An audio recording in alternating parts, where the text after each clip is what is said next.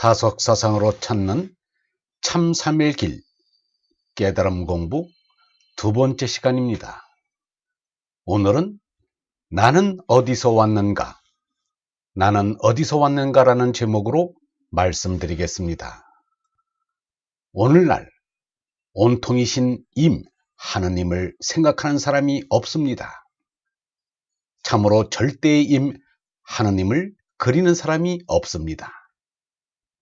예수나 석가처럼 인생을 깊숙이 보면 온통이신 절대의 임밖에는 있어도 없는 것입니다. 있어도 없는 임을 찾지 말고 없어도 있는 임을 찾아야 합니다. 그 임이 우리의 시작이요, 마침이요, 목적이기 때문입니다. 마음 그릇을 가지려면 저 하늘처럼 측량할 수 없이 크게 해야 합니다. 우리 마음은 지극히 큰 것입니다. 비워놓으면 하느님 나라가 그 마음속에 들어옵니다. 그 마음에 하느님 나라가 들어오지 못하면 아무리 가진 것이 많다 해도, 아무리 높은 지위에 올라도, 아무리 무사람이 쫓는다 해도 마음의 가난을 면치 못합니다. 우리는 예수 석가처럼 마음이 부자가 되어야 합니다. 마음에 하느님 나라를 가진 이가 진선미한 사람, 곧 부자입니다. 마음에 진리의 빛을 지닌 이가 참사람, 진인입니다. 마음에 영원한 생명을 지닌 이가 얼사람, 진정 도인입니다. 절대의 하느님을 생각하지 않는 것은 참으로 안타까운 일입니다. 그 온통이신 절대의 임이 우리 생명의 근원이라. 그 하느님을 만나야 내가 누구인 줄을 알게 되기 때문입니다. 우리의 몸은 어머니 뱃속에서 나왔으나 나는 어머니 자식 이전에 우주의 소산이요 온통의 소산입니다. 우주 없이 이 은하계가 있을 수 없고, 이 은하계 없이 이 태양계가 있을 수 없고, 이 태양계 없이 이 지구가 있을 수 없으며, 이 지구 없이 내가 있을 수 없습니다. 그러니 우주 없이 어떻게 내가 있을 수 있는가? 나를 낳았다는 어머니조차 온통이신 절대님의 소산인 것입니다. 얕고 낮은 생각밖에 못하는 이는 어머니 태집을 생명의 근원으로 압니다. 그러나 생각을 깊고 높고 넓게 하는 이는 우주 허공이 생명의 근원인 줄을 압니다. 우주 허공이 있어서 그 가운데 지구가 있고 지구 위에 사람이 살게 된 것이기 때문입니다. 석가가 출가하여 설산에서 명상할 때, 예수가 출가하여 광야에서 홀로 기도할 때 무슨 생각을 하였을까? 이미 어버이는 참된 생명의 근원이 아닌 것을 알고서 참된 생명의 근원을 찾고자 한 것입니다. 참 아버지를 알아야 내가 누구인지 알 수 있습니다. 그러므로 나는 누구인가라는 물음은 나의 생명의 근원인 아버지가 누구인가라는 물음과 같은 말입니다. 우리는 한밤중에 홀로 밤하늘을 우러러보면서 나는 누구이며 왜 여기에 있는가를 묻게 됩니다. 요즘 사람들은 별이 빛나는 밤하늘을 쳐다보는 것을 모르고 삽니다. 다만 땅만을 쳐다보고 사는 것이 참으로 안타깝습니다. 사람은 천문학자가 아니더라도 누구나 밤하늘을 쳐다보면서 살아야 합니다. 눈으로 볼 수 없는 그 위 하느님까지 쳐다보아야 합니다. 금음이나 초하룻 날 밤에는 하늘에 가득한 밝은 별들을 볼 수 있습니다.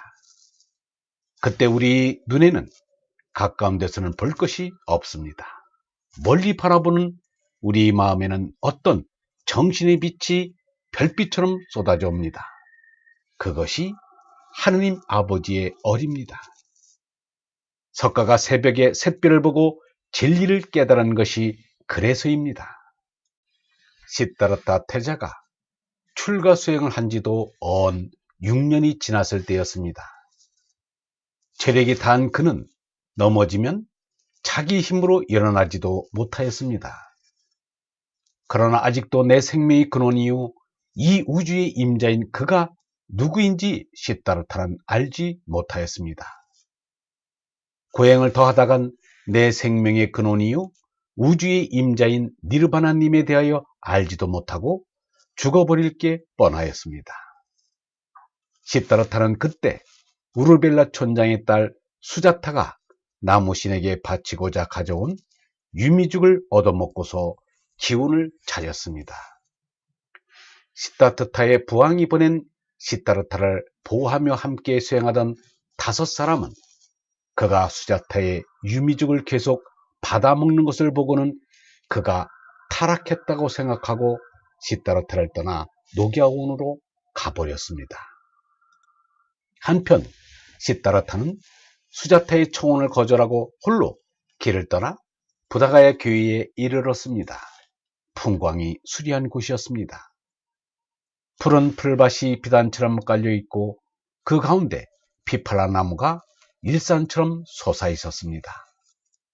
그 나무 밑에는 네모 반듯한 바위가 좌대 모양으로 놓여 있었습니다. 시다르타 태자는 어느 목동이 베어다준 부드러운 길상추를 깔고서 두 다리를 엇걸어 가부좌를 들고 앉아 선정에 들었습니다. 석가는 스스로 나는 이 자리에서 일체지를 깨닫지 못하면 다시 일어나지 않으리라고 맹세를 하였습니다. 일체지란 절대지입니다. 온통이신 하나님이 주시는 말씀입니다. 세상의 슬기는 오래가지 못하지만 하나님의 말씀은 몇천 년, 몇만 년이 가도 바뀌지 않습니다.